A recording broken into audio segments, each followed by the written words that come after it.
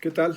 Aquí con ustedes en nuestra clase o sesión de la lectura guiada de la Biblia número 499. Y estamos en el Evangelio de San Mateo. Hoy toca el capítulo 17. Mañana, primeramente Dios, tenemos la clase o sesión número 500. Y vamos a retomar con el año nuevo, Dios mediante, el próximo lunes. Padre Santo, Hijo Santo, Espíritu Santo, Trinidad Santa, gloria a ti, a tu majestad, a tu inmensa misericordia, a tu presencia llena de bondad y ternura para la humanidad. Asístenos y no nos abandones nunca. Amén. Capítulo 17, Evangelio de San Mateo.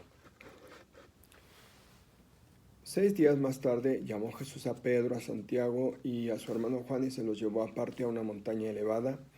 Delante de ellos se transfiguró, su rostro resplandeció como el sol y su ropa se volvió blanca como la luz. De pronto se les aparecieron Moisés y Elías conversando con él. Pedro tomó la palabra y dijo a Jesús: Señor, qué bien se está aquí. Si te parece, armaré 3 chozas, una para ti, otra para Moisés y otra para Elías.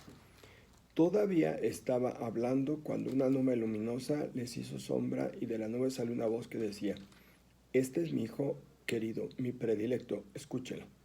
Al oírlo, los discípulos cayeron boca abajo temblando de mucho miedo. Jesús se acercó, los tocó y les dijo: Levántense, no tengan miedo. Cuando levantaron la vista, solo vieron a Jesús. Mientras bajaban de la montaña, Jesús les ordenó: No cuenten a nadie lo que han visto hasta que el Hijo del Hombre se resucite de entre los muertos. Los discípulos le preguntaron: ¿Por qué dicen los letrados que primero tiene que venir Elías? Jesús respondió: Elías tiene que venir a restablecer nuevamente el orden de todas las cosas. Pero les aseguro que Elías ya vino. No lo reconocieron y lo maltrataron. Del mismo modo, el Hijo del Hombre va a sufrir a manos de ellos. Entonces los discípulos comprendieron que se refería a Juan el Bautista. Cuando volvieron a donde estaba la gente, un hombre se le acercó, se arrodilló ante él y le dijo: Señor, ten compasión de mi hijo que es epiléptico y sufre horriblemente. Muchas veces se cae en el fuego o en el agua. Se lo he traído a tus discípulos y no han podido sanarlo. Respondió Jesús: ¡Qué generación incrédula y perversa! ¿Hasta cuándo tendré que estar con ustedes y soportarlos? Tráiganmelos aquí. Jesús reprendió al demonio y éste abandonó al muchacho, que desde aquel momento quedó sano. Entonces los discípulos se acercaron a Jesús y le preguntaron aparte: ¿Por qué nosotros no pudimos expulsarlo? Él les contestó: Porque ustedes tienen poca fe. Les aseguro que si tuvieran la fe del tamaño de una semilla de mostaza, dirían a aquel monte que se trasladara allá y se trasladaría, y nada sería imposible para ustedes. Pero esta clase solo se expulsa con oración y ayuno. Mientras paseaban juntos por Galilea, Jesús les dijo: El Hijo del Hombre será entregado en manos de hombres, que le darán muerte. Pero al tercer día resucitará. Ellos se entristecieron profundamente. Cuando llegaron a Cafarnaúm, los recaudadores de impuestos se acercaron a Pedro y le dijeron: ¿El maestro de ustedes no paga los impuestos? Pedro contestó: Sí. Cuando entró en casa, Jesús se le adelantó y le preguntó: ¿Qué te parece, Simón? ¿Los reyes de la tierra de quiénes cobran impuestos? ¿De los hijos o de los extraños? Contestó que de los extraños, y Jesús le dijo: Eso quiere decir que los hijos quedan libres de pagar. Pero para no dar motivo de escándalo, ve al lago, echa un anzuelo y al primer pez que pique, sácalo. Ábrele la boca y encontrarás una moneda. Tómala y paga por mí y por ti. Palabra de Dios.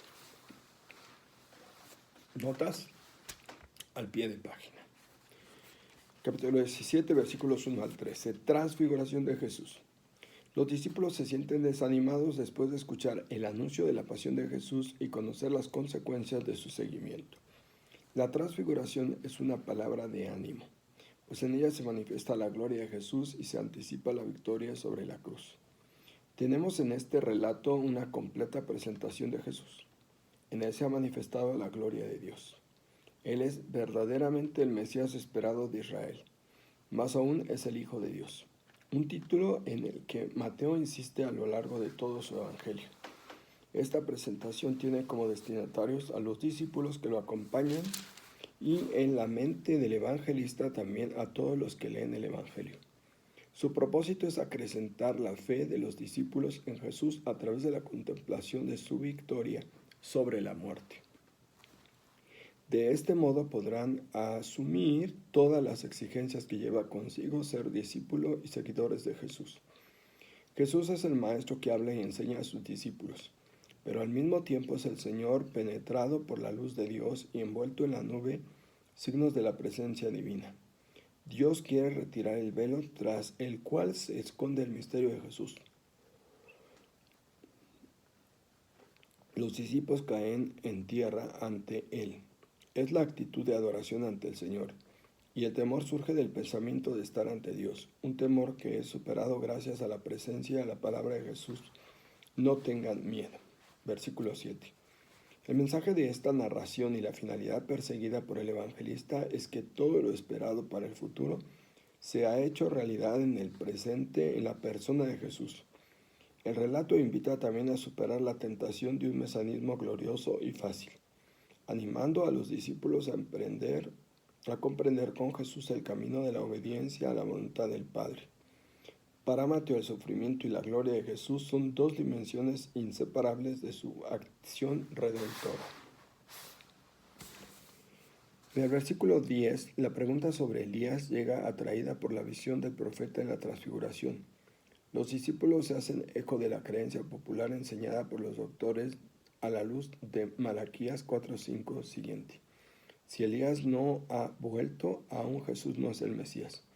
Jesús, en su respuesta, identifica a la persona de Elías con la de Bautista. Capítulo 11, versículo 14. ¿Quién cumplió con su tarea de preparar al pueblo? De la misma manera que a Juan no lo reconocieron, sino que lo mataron. Capítulo 14, versículos 1 al 12. Así Jesús, el Hijo del Hombre, será malinterpretado y condenado a muerte. La insistencia de Jesús en la pasión rompe las esperanzas en un Mesías político y nacionalista. El Hijo del Hombre es efectivamente el Mesías, pero un Mesías doliente, en la línea del siervo del Señor. Capítulo 17, versículos 14 al 21. Sana a un niño epiléptico. La función de este relato es instruir sobre la fe a partir de un hecho concreto. El relato paralelo de Marcos 9, 14 al 29, es más amplio y contiene detalles que hacen más comprensible la escena narrada. La insistencia allí es en la oración. El milagro de sanación le sirve a Mateo para encuadrar el tema del poder de la fe. Era necesario insistir ante la ausencia de la fe, especialmente entre los discípulos, hombres de poca fe. Capítulo 6, versículo 30 y el 8, versículo 26. La fe auténtica, aunque sea pequeña como un grano de mostaza, participa en el poder de Dios. Romanos 4, 17 al 21. Precisamente por eso puede decirse de ella que mueve montañas. 1 Corintios capítulo 13, versículo 2.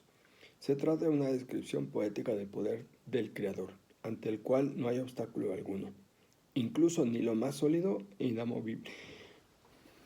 Los montes brincaron como carneros, las colinas como corderos. Salmo 114, versículo 4. Mateo reprocha a los discípulos su falta de confianza. En el poder que habían recibido de Jesús, y en tal sentido, este mensaje no ha perdido actualidad. Es una exhortación a no poner en duda la fuerza salvadora de la buena noticia.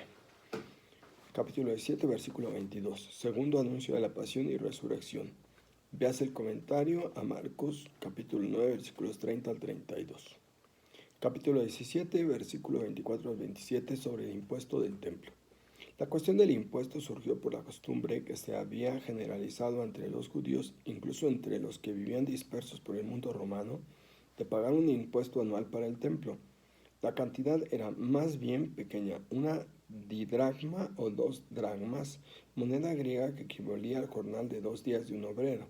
Pero la obligación de este impuesto no podía urgirse desde la ley, Según el punto de vista de los saduceos, solo podían exigirse los impuestos señalados expresamente por la ley.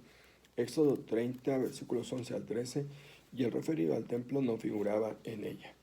Porque además, recuerden que esto está en los libros de Esdras y Nehemías para la reconstrucción del templo, y ahí quedaron en un acuerdo todo el pueblo de que se iba a pagar un impuesto para la manutención del templo. La analogía tiene, sin embargo, otro nivel más profundo. El relato muestra claramente que Jesús no estaba obligado a pagar este impuesto. Esta obligación correspondía a los súbditos, no a los hijos del rey. De ahí la analogía que usa Jesús. La ilustración utilizada en los versículos 25 y siguientes se basa en la identidad de Jesús como Hijo de Dios. El Señor del templo era Dios, Jesús es su Hijo. Los que creen en Jesús participan de esta afiliación. Su libertad, la de Jesús y la de sus discípulos, nace de su calidad de hijos. Pero junto a esta libertad, Jesús quiere expresar también una actitud de respeto frente a la posible obligación legal y frente al templo, en cuanto que es la casa de Dios. Jesús paga los impuestos para no escandalizar ni entrar en conflicto con las autoridades legales. Después de la destrucción del templo en el año 70 después de Cristo, los impuestos cobrados a los judíos se asignaban para el mantenimiento del templo pagano de Júpiter Capitolino en Roma. Este recuento pudo ayudar a los miembros judíos de la comunidad de Mateo. Aunque no estaban obligados a pagar el impuesto, convenía hacerlo para evitar escándalos. Confrontar o véase Romanos 13, 1 al 7 y Primera de Pedro 2, 13 al 17. Bien, mañana continuamos con el capítulo 18 y estaremos en la clase o sesión número 500. Bendito sea Dios.